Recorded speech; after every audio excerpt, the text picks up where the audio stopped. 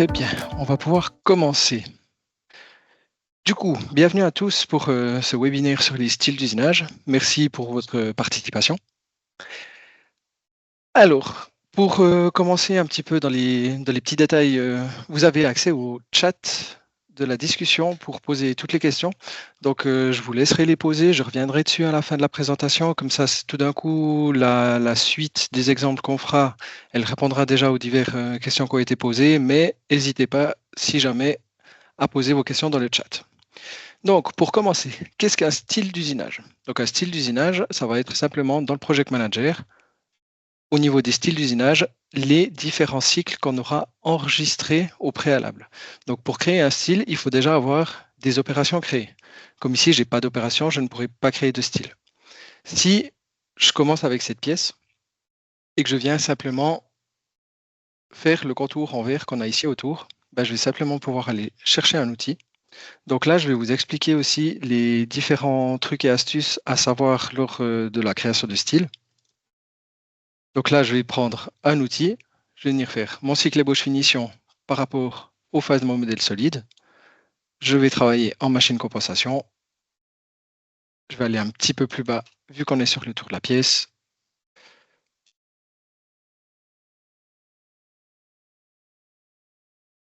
Une petite ébauche, les entrées-sorties qui conviennent et des paramètres outils. Ok. Je vais pouvoir sélectionner les phases sur lesquelles je vais appliquer mon usinage. Donc là, c'est fait. Si je viens regarder, j'ai un petit couac dans mon cycle. Donc là, c'est bon, on a combiné les faces ouvertes. Je vais pouvoir faire le tour de ma pièce. Ensuite, je vais changer d'outil pour venir chercher mon outil de finition. Donc là, pourquoi je change d'outil? Simplement pour que ça change aussi la couleur lors de la simulation sur AlphaCam. Donc là, je garde mes mêmes paramètres. Je vais un petit peu moins bas pour ne pas user ma fraise. Je vais enlever ma surépaisseur. Je garde les mêmes entrées-sorties et j'agrémente mon numéro d'outil et je vais appliquer mon usinage. Donc là, j'ai déjà deux cycles créés avec lesquels je pourrais créer un premier style. Donc là, on va faire toute la pièce et ensuite, on va venir voir quel cycle on peut mettre ensemble pour créer nos différents styles à appliquer sur une pièce future. Là, je vais simplement venir faire le tour de l'étage ici. Donc, je vais venir reprendre cet outil.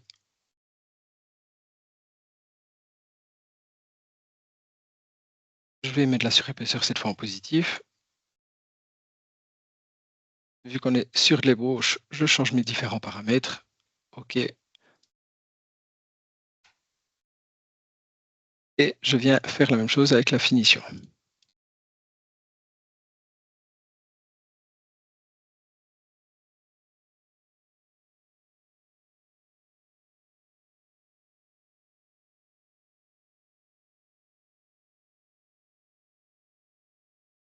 Donc là, j'ai deux cycles déjà qui sont créés. Donc un cycle pour faire le contour avec une surépaisseur négative pour aller un petit peu plus bas que ma pièce, et un cycle qui est fait pour vraiment faire un étage qu'on aurait autour d'une pièce. Maintenant, si je viens regarder sur cette pièce, alors ça m'embête un petit peu. Hop, on va l'enlever. Quelle fraise je dois utiliser pour ma poche? Donc là, j'ai un diamètre de 6, je vais prendre une fraise de 5. Je vais faire exactement la même chose pour mon cycle de poche.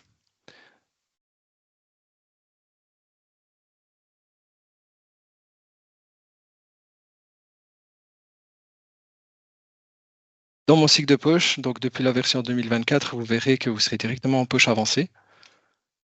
On va faire un contour. Je n'ai pas de prise en compte de l'usinage précédent. Là, je vais laisser des paramètres. Ça, ce sera à vous de regarder ce que le fabricant d'outils il vous recommande.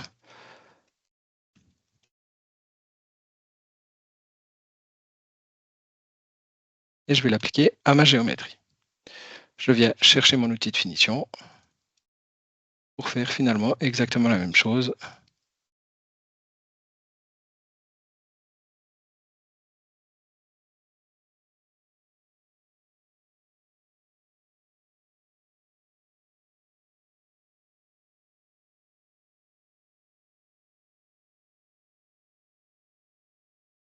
J'ai fait l'ébauche XYZ, en laissant de la surépaisseur en XYZ. J'ai fait la finition de mon fond et maintenant je vais faire la finition de mes côtés.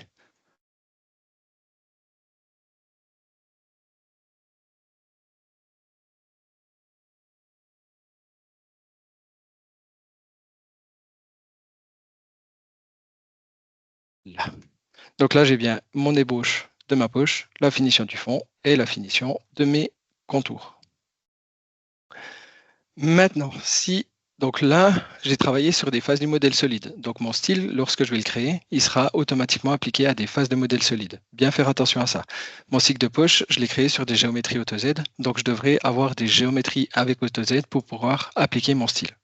Maintenant, si je passe au perçage, c'est à ce moment-là que ça devient très intéressant de créer des styles. Donc ici, on va partir sur le principe que c'est des taraudages M4 en orange et des alaisages 4H7 en violet bleu. Donc je vais déjà tout centrer.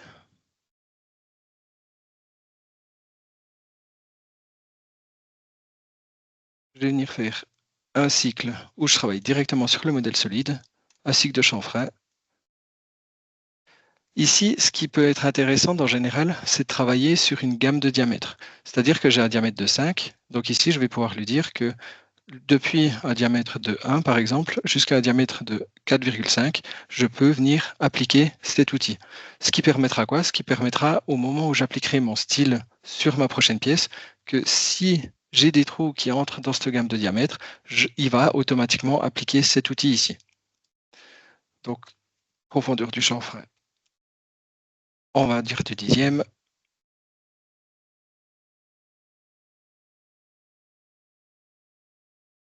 Et là, je vais venir sélectionner déjà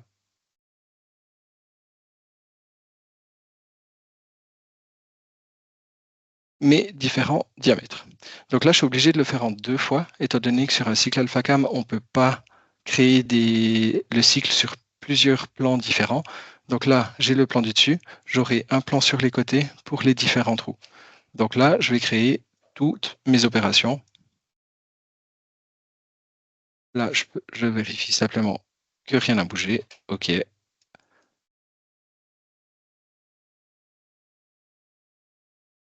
là, vu qu'on est sur le même plan, je peux les sélectionner les trois.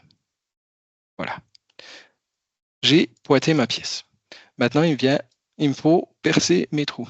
Donc, ce que je vais venir faire, c'est que je vais venir sélectionner ma mèche pour venir faire mon perçage. Donc, pour du M4, on va percer à 3,30. Et ici, dans mon style, je vais de nouveau travailler sur les phases du modèle solide.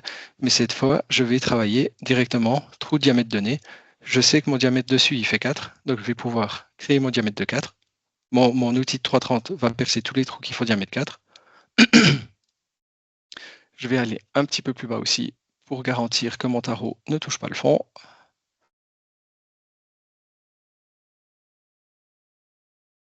J'ai oublié de me mettre en perçage.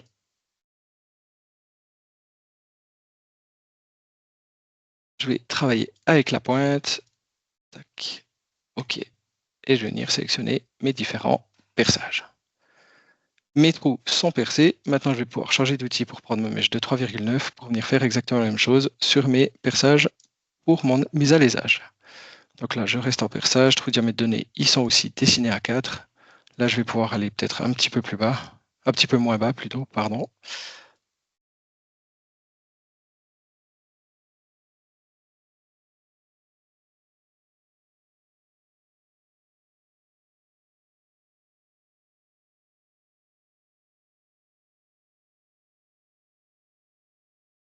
Là.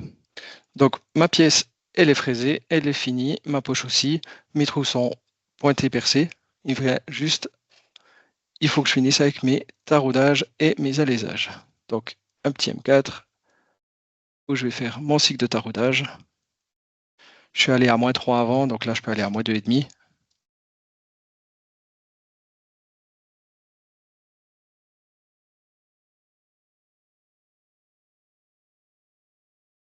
Et mon alaisage avec mon alaisoir de 4H7.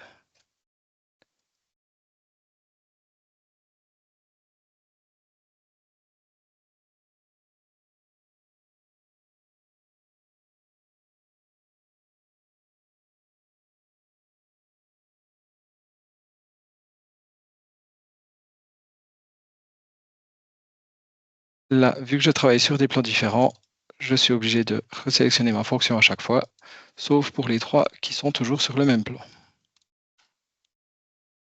Là.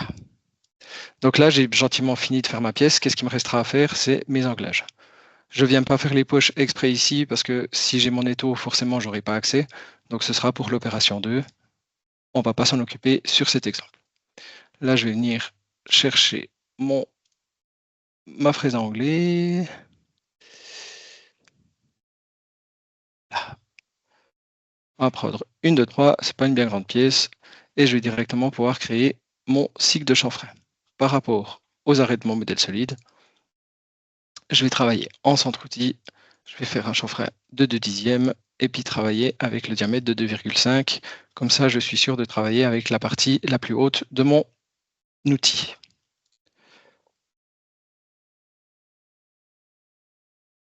Je vais renseigner les entrées-sorties sur mon modèle solide. Des entrées-sorties en ligne arc. Ok, je suis sur le T10. Là, je vais pouvoir venir sélectionner mes différentes arêtes. Je valide et mes différents chanfreins sont créés.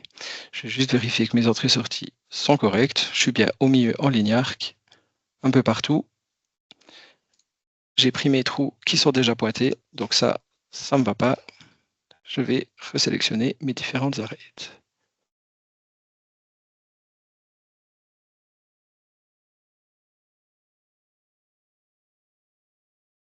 Là, mieux. Donc, qu'est-ce qu'il me reste à faire sur cette pièce? J'ai tout qui est fait, sauf la partie ici sur le côté. Donc là, je vais simplement venir déjà créer un premier style. Je sais que je vais pouvoir utiliser mon outil de diamètre 20. Je vais aller un petit peu plus bas pour que ma fraise, ça ne me fasse pas un escalier en bas. Donc, je vais déjà prendre mes 2 premières opérations.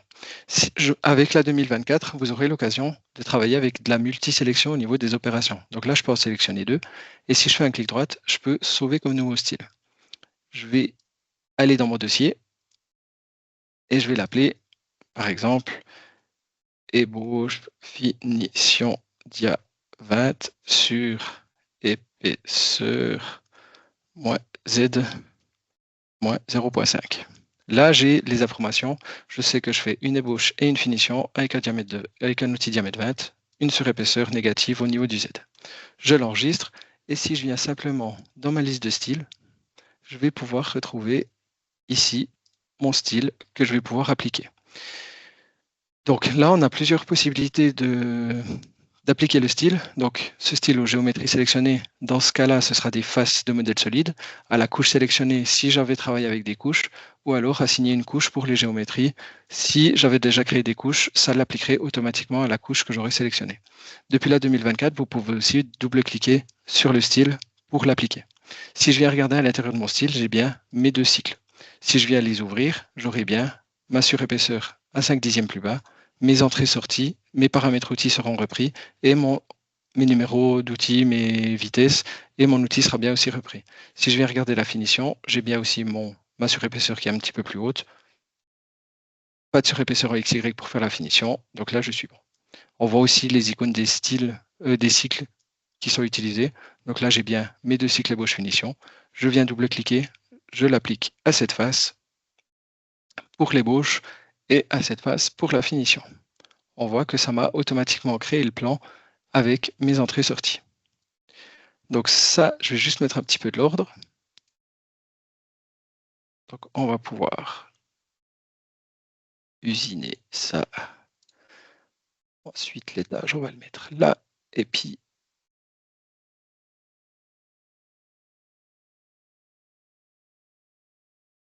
si je viens à tout afficher, ma pièce, elle est programmée.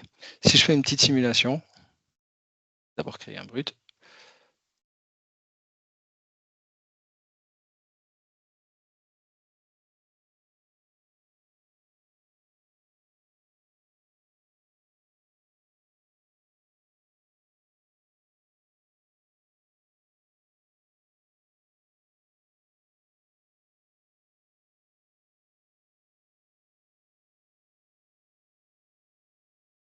la finition de ma poche, les différents chanfreins, les perçages, les taraudages et les alaisages. Les cycles de chanfrein qui viennent par-dessus. Ma pièce serait terminée. Là, j'ai dû créer toutes les opérations. Maintenant, ce que je vais faire, c'est que je vais simplement venir créer mes styles que je vais pouvoir utiliser avec ces différentes opérations. Je vais les réunir pour la forme.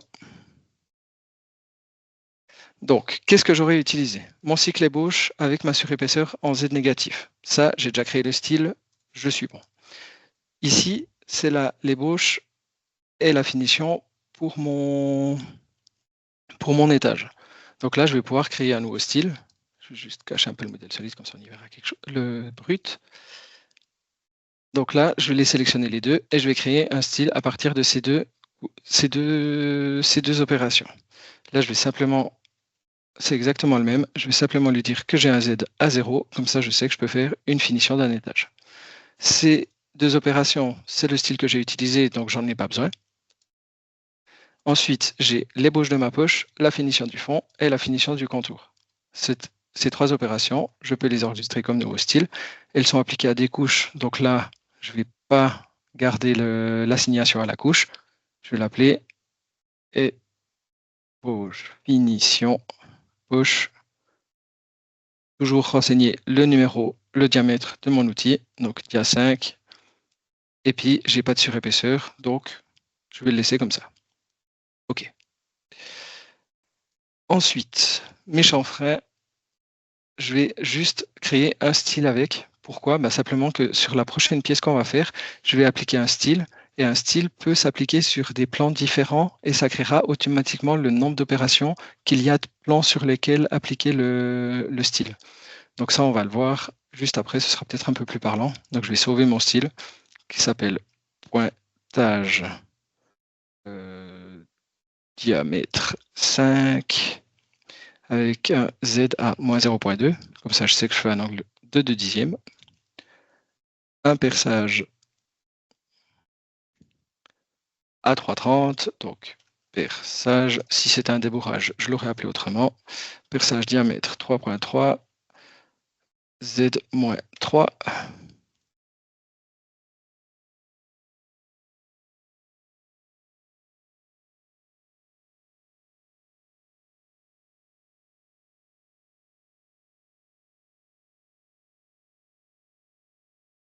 Alors, 3.9.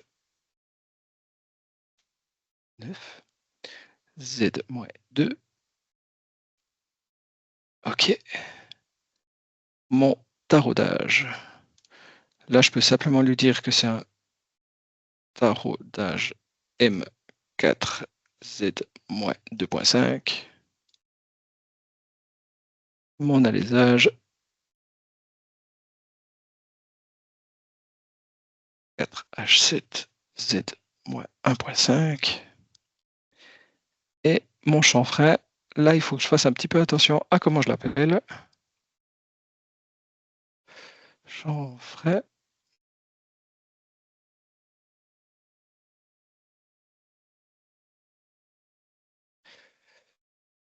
Sur arête de modèle solide avec un Z ou angle 0.2 x 45 degrés.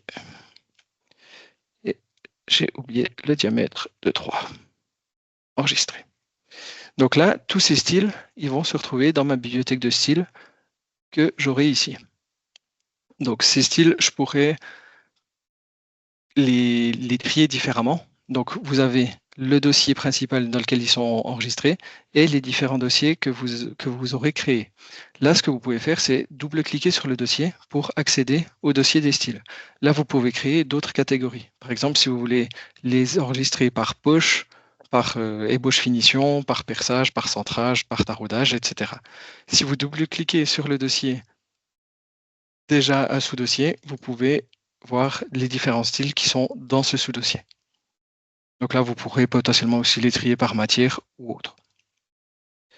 Donc là, j'ai ma première pièce, elle est terminée. Le premier côté est terminé. créer mes différents styles que je vais potentiellement pouvoir réutiliser. Si c'est des outils que j'utilise régulièrement, ébauchés avec une fraise de diamètre 20 et un cycle de poche avec une fraise de diamètre 5, ça vaut la peine que je les enregistre pour pouvoir les réappliquer sur une pièce, sur une future pièce. Donc là, qu'est-ce que je vais faire? Je vais simplement quitter mon dessin, je ne vais pas forcément l'enregistrer, et ouvrir le deuxième fichier que j'ai à programmer. Donc là, on va partir sur une pièce qui ressemble, mais qui a quand même une tête un petit peu différente. Donc si là, je viens simplement dans mes styles et que je viens les appliquer au fur et à mesure, donc qu'est-ce qu'il me faudra comme style? Une ébauche avec mon diamètre 20 avec une surépaisseur à Z-0.5. Donc je double-clique, je l'applique à ces faces-là pour l'ébauche, à ces faces-là pour la finition. J'ai mon usinage qui est fait. Pour mon étage, ce sera exactement la même chose, sauf que je vais prendre la surépaisseur à 0. Donc je double-clique dessus, je prends les faces de la même couleur, les faces antérieures, je valide, mon étage, il est fait. Ensuite, j'ai ma poche ici, je viens juste vérifier que ma fraise de 5, elle va passer. Donc j'ai toujours du diamètre de 6, on est bon. Finition poche diamètre 5, il faut juste encore avoir la géométrie. Je vais changer son départ.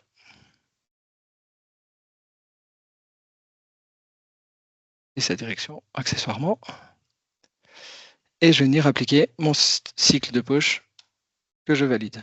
Là, si on regarde, ça m'a appliqué directement mon ébauche avec ma surépaisseur en XY à 1/10, ma finition à mon ébauche du fond à 1/10 aussi. J'ai la finition du fond où il me reste la surépaisseur en XY et j'ai mon cycle ébauche finition avec ma surépaisseur en XY à 0.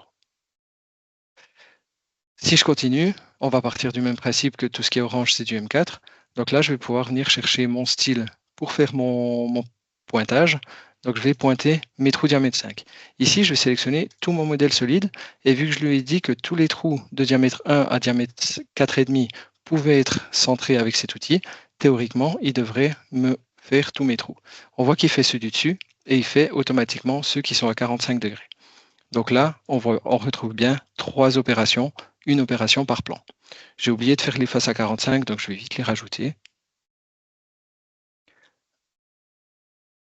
Ici et ici. Donc là, avec un style, je peux sélectionner des faces qui sont sur des plans différents, qui est beaucoup plus pratique que de devoir créer l'opération à chaque fois.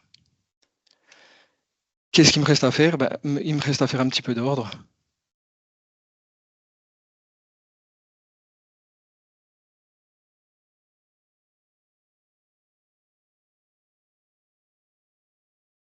Si je continue dans ma programmation, il faut que je vienne percer les trous pour mes taraudages. Donc je reviens dans mon onglet style, ma mèche de 3,30 que je viens appliquer à mes différents trous et ma mèche de 3,9 que je viens appliquer aussi à mes différents trous.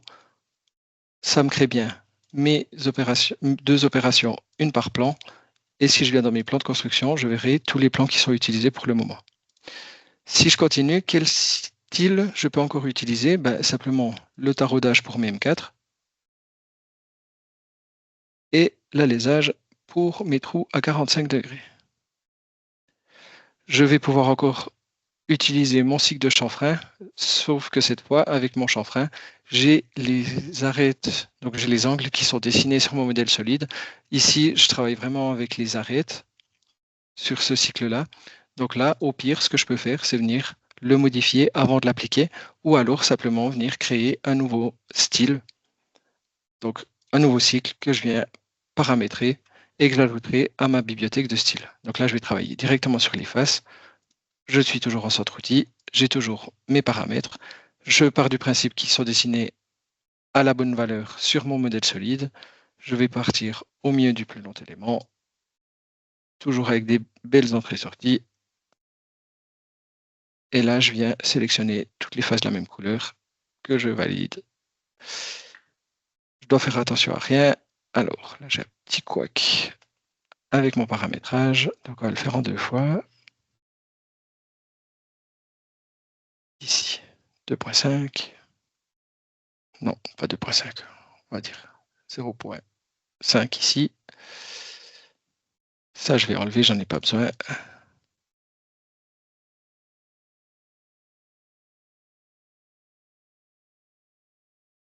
J'aurais pu mettre des entrées sorties un peu plus intéressantes.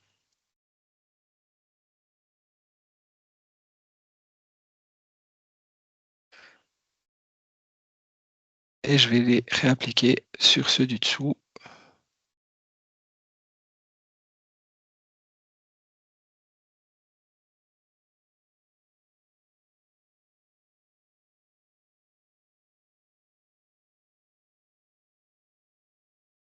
Là. Là, j'aurais programmé ma pièce.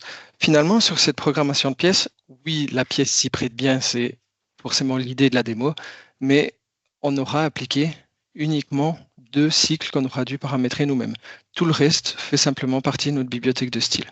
Si on vient simplement refaire la simulation par rapport à ce qu'on avait avant,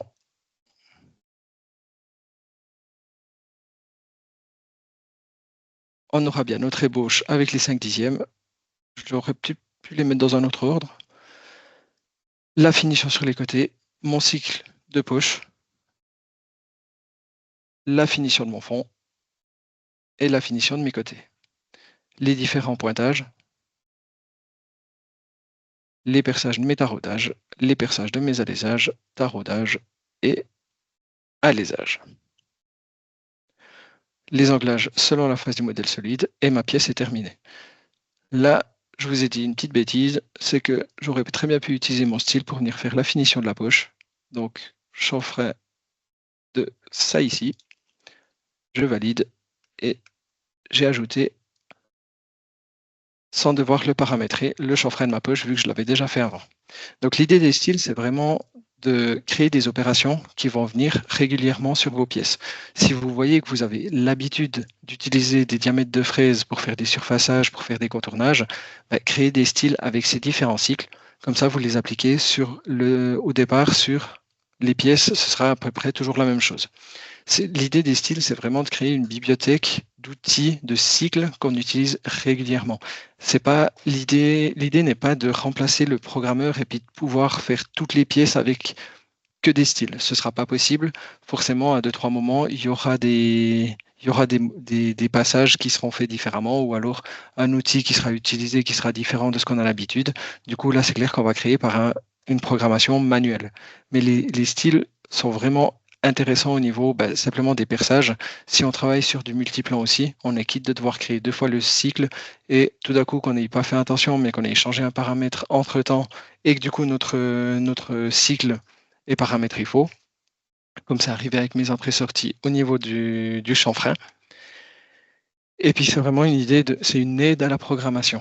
Donc faut pas devenir fou non plus avec ça et se dire que on va pouvoir programmer toutes nos pièces qu'avec des styles. C'est juste une aide à la programmation. Maintenant, si on regarde au niveau des styles, ce qu'on pourrait très bien imaginer, c'est que dans notre style de pointage, on vienne rajouter différentes choses. Donc là, si je viens copier cette opération et la coller,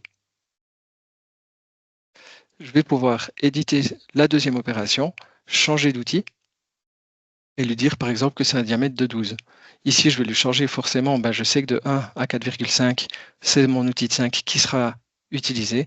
Si je viens ici et que je lui mets de 4,51 à diamètre de 11,5, vu que c'est un outil de 12, j'aurai modifié mes paramètres.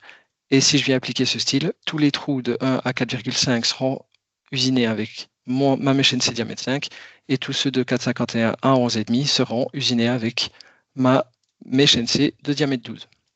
Donc pour un petit peu voir ça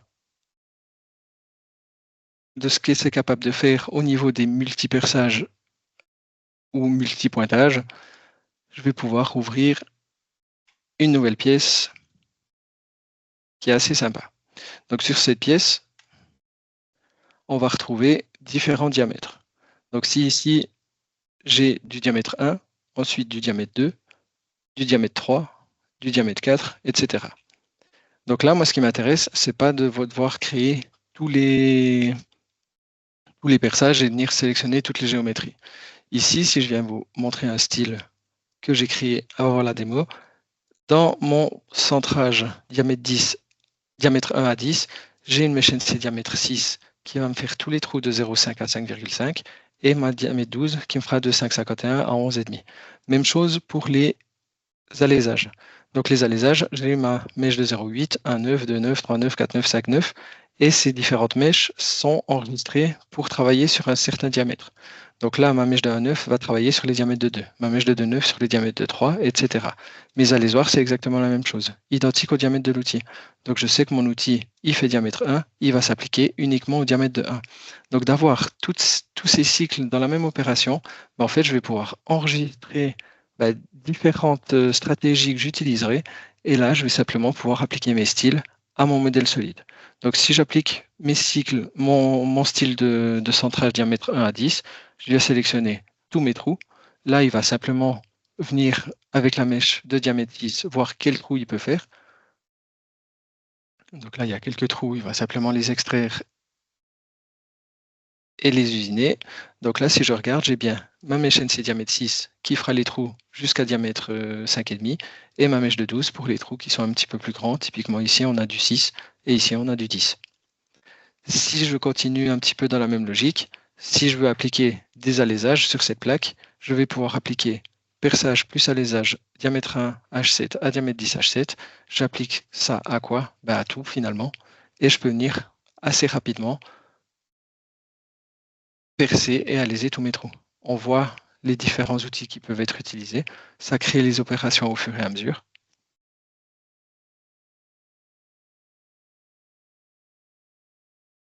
Et finalement, je peux avoir plusieurs diamètres d'outils et plusieurs diamètres d'alésage ou taraudage dans le même style pour que ça vienne m'appliquer mes différentes mèches à mes différents trous. Ça, c'est simplement en paramétrant ici. Là, je travaille, on ne le verra pas ici, on le verra ici. Là, je travaille sur le diamètre de 1 avec ma mèche de 0,8. Automatiquement, il sait que ça devra l'appliquer uniquement aux trous qui font diamètre 1.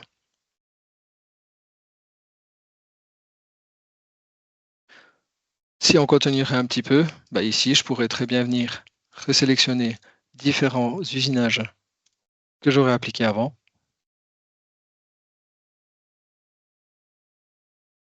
Sur les côtés de ma pièce, si c'est les outils qui sont régulièrement montés dans ma machine et que je sais que mon style existe. Donc là, mon style existe. Je vais pouvoir appliquer mon ébauche finition. Même chose pour mon cycle avec ma surépaisseur à 0 pour mon nettage.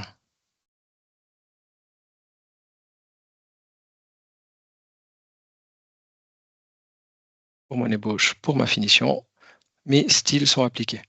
Donc, dans les styles, il faut aussi faire un petit peu attention, mais c'est quand même un peu logique avec, à force d'utiliser AlphaCam, on le sait, c'est que il va créer ma fraise de vente, ébauche, ma fraise de vente, finition. Et ensuite, il va repartir dans le deuxième style, il ne va pas les organiser. Donc là, c'est quand même à vous de faire le travail pour venir simplement réorganiser vos opérations. C'est quand même un petit peu plus rapide d'organiser des opérations que de recréer tous les cycles. Finalement, là, j'aurais dû créer 10 cycles, 9 cycles de perçage, 9 cycles d'alésage, plus les cycles de chanfrein. C'est quand même un petit peu plus simple là, de simplement venir réorganiser mes OP. S'il n'y a plus de questions, je vous souhaite une bonne fin de journée et à bientôt.